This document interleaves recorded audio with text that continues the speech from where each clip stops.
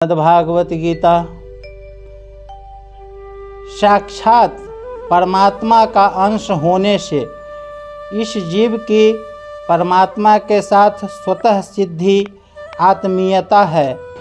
उस परमात्मा से विमुख होकर जीव के अहंता के साथ ममता कर ली, जिससे स्वयं को मैं संसारी हूँ, मैं त्यागी हूँ, मैं विवेकी हूँ, मैं पढ़ा लिखा समझदार हूँ, ऐसा व्यक्तित्व मैंपन प्रिय लगता है और यह छूट न जाए इसका भय भी लगता है। यह अहंता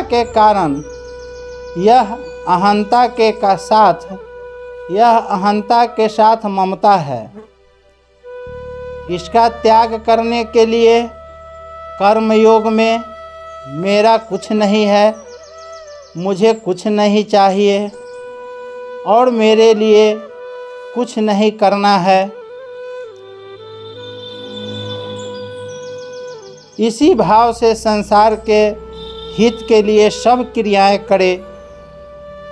कारण कि कर्म का संबंध पर के प्रति है, स्व के प्रति नहीं। ऐसा करने से ममता छूट जाएगी। ममता छूटते ही अहंता भी सर्वथा छूट जाएगी।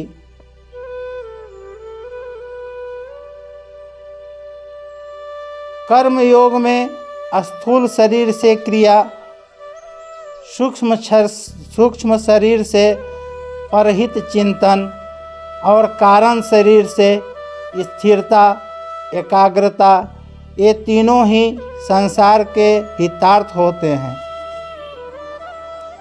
इसलिए दूसरों के हित के लिए कर्म करते करते सबके हित का चिंतन होता है। हित का चिंतन होते होते स्वतः ही स्थिरता आती है। उस स्थिरता में अहंता और ममता दोनों का त्याग होता है और त्याग होने से शांति मिलती है। संसार के त्याग से जो शांति मिलती है वह स्वरूप अथवा साध्य नहीं है, प्रत्युत वह तो एक साधन है। योगारूढ़स्य तस्यैव समः कारणमुच्यते।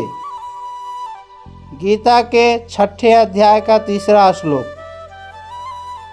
परंतु परमात्मा की प्राप्ति से जो शांति मिलती है वह साध्य है, अर्थात परमात्मा का स्वरूप है।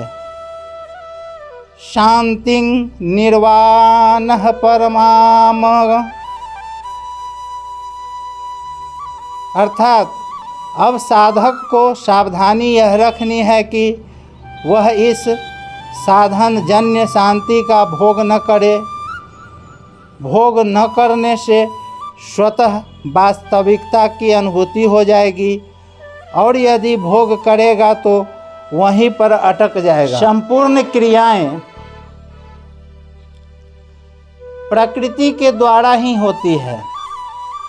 इसका वर्णन गीता में कई रीतियों से आता है। जैसे सब कर्म प्रकृति के द्वारा ही किए जाते हैं। प्रकृत्यैव च कर्माणि क्रियमाणानि सर्वशः। संपूर्ण कर्म प्रकृति के गुणों द्वारा किए जाते हैं। प्रकृतेः क्रियमाणानि गुणैः कर्माणि सर्वशः। दूसरा है गुण ही गुणों में बरतते हैं। गुणा गुणेषु वर्तन्ते। दृष्टा गुणों के सिवाय अन्य किसी को कर्ता नहीं देखता। नान्यं गुणे भयः कर्तारं यदा दृष्टाः नुपश्यति। सब इंद्रियां अपने अपने अर्थों विषयों में बरतती है। इंद्रियाणि निद्रार्थेषु वर्तन्ते। यहाँ कर्मों की सिद्धि में अधिष्ठान आदि 5 हेतु बताए गए हैं। इस सब का तात्पर्य यह है कि प्रकृति और पुरुष, इन दोनों में से केवल प्रकृति में ही क्रियाएं होती है, पुरुष में नहीं। प्रकृति के साथ तादात्म्य करने से ही पुरुष उन क्रियाओं को अपनी मान लेता है। जैसे कोई मनुष्य वायुयान में बैठकर यह मान लेता है कि मैं वायुयान द्वारा जा रहा हूँ, जबकि वास्तव में वायुयान ही चलता है, मनुष्य नहीं। ऐसे ही पुरुष अपने को प्रकृति के क्रियाओं का कर्ता मान लेता है। अहंकार विमूढ़तात्मा कर्ता हमीति मन्यते। तत्व को जानने वाला विवेकी पुरुष ऐसा अनुभव करता है कि सब क्रियाएं प्रकृति और प्रकृति के कार्य में ही हो रही है, इनमें मैं कुछ भी नहीं करता हूँ। नैवं किंचत करोमीति युक्तो मन्येत तत्त्ववितः। स्वरूप आत्मा गुण से सर्वथा रहित है, गुण प्रकाशय है, स्वरूप प्रकाशय है, गुण परिवर्तनशील है, स्वरूप अपरिवर्तनशील है।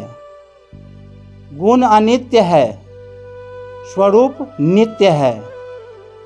स्वरूप निर्गुण होते हुए भी जब यह गुणों का संग कर लेता है तब जन्म मरण में पड़ जाता है।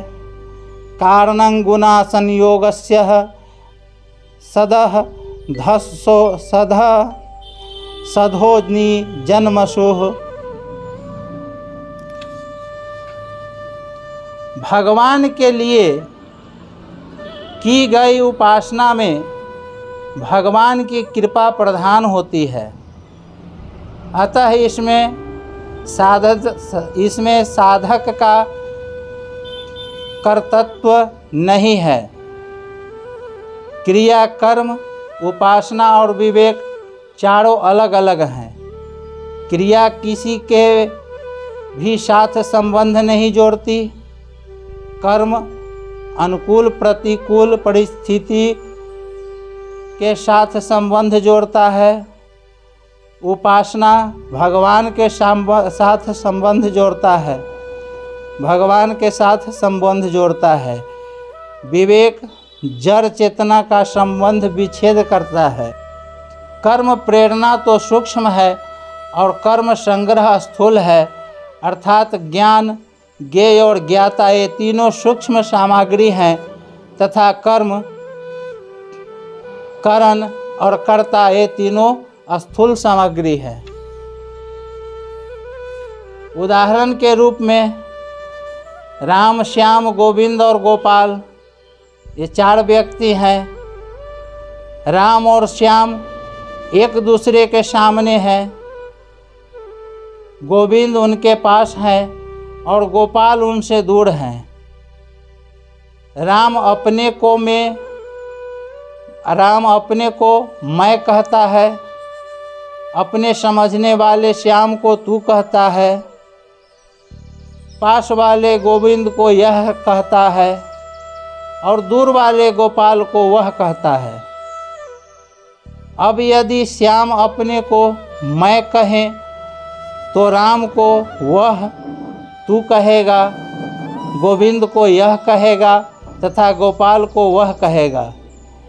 इसी तरह अगर गोविंद अपने को मैं कहे तो वह श्याम को यह कहेगा और राम को तू कहेगा, अथवा श्याम को तू और राम को यह कहेगा तथा दूर वाले गोपाल को वह कहेगा।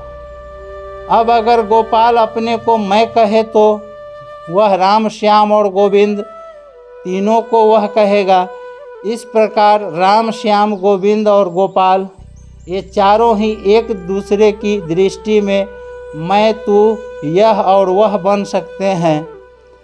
यहाँ तू पद राजस ज्ञान को सात्विक ज्ञान से भिन्न बनाने के लिए आया है।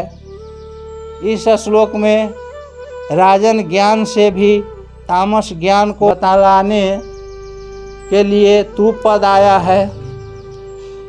यहाँ संन्यास सांख्य योग में संगरहितम पद से कर्तृत्व अभिमान से रहित होने की बात आई है और त्याग कर्म योग में संग तयकत्वा फलं चैव पदों से आसक्ति तथा फलेच्छा से रहित होने की बात आई है। इसका तात्पर्य यह है कि सांख्य योग का शरीर में थोड़ा भी अभिमान रहेगा तो उसका शरीर के साथ संबंध बना रहेगा, तत्व प्राप्ति में बाधक होगा। परंतु कर्म योगी का शरीर में थोड़ा अभिमान भी रह जाए तो वह सांख्य योगी की तरह उतना बाधक नहीं होगा। कारण कि कोई भी कर्म अपने लिए न करने से कर्म योगी का कर्तृत्व अभिमान केवल कर्तव्य पालन के लिए ही होता है। अर्थात वह जिस समय जो कार्य करता है उसी समय उसे तत्कालिक कर्तृत्व अभिमान रहता है। कार्य का अंत होने पर वह कर्तृत्व अभिमान उसी कार्य में लीन हो जाता है। राजस कर्म को सात्विक कर्म से भिन्न बनाने के लिए यहाँ तू पद का प्रयोग हुआ है।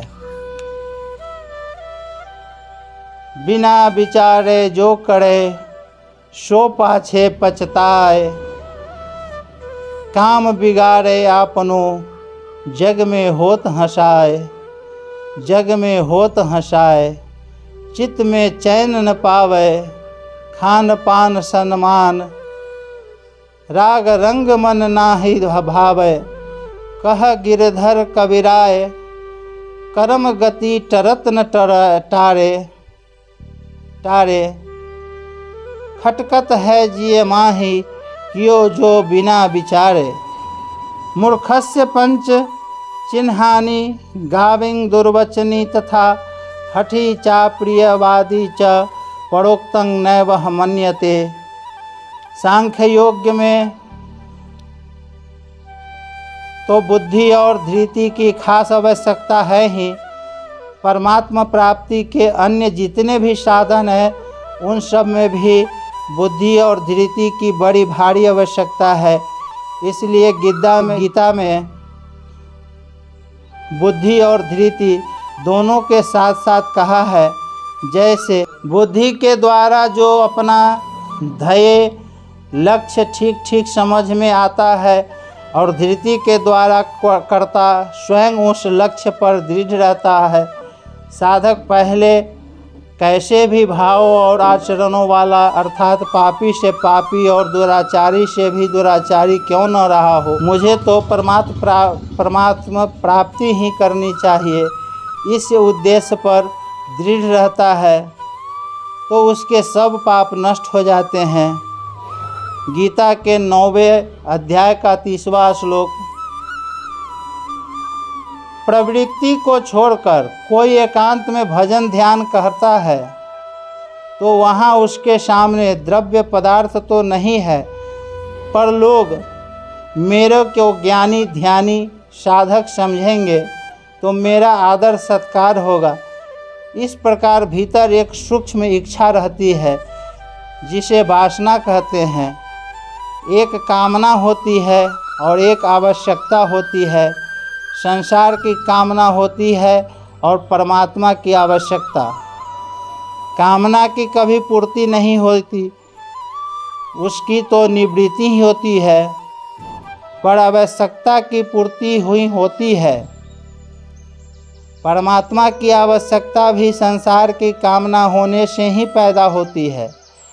कामना का अत्यंत अभाव होने पर आवश्यकता रहती ही नहीं, अर्थात परमात्मा की प्राप्ति हो जाती है। जय श्री राधे।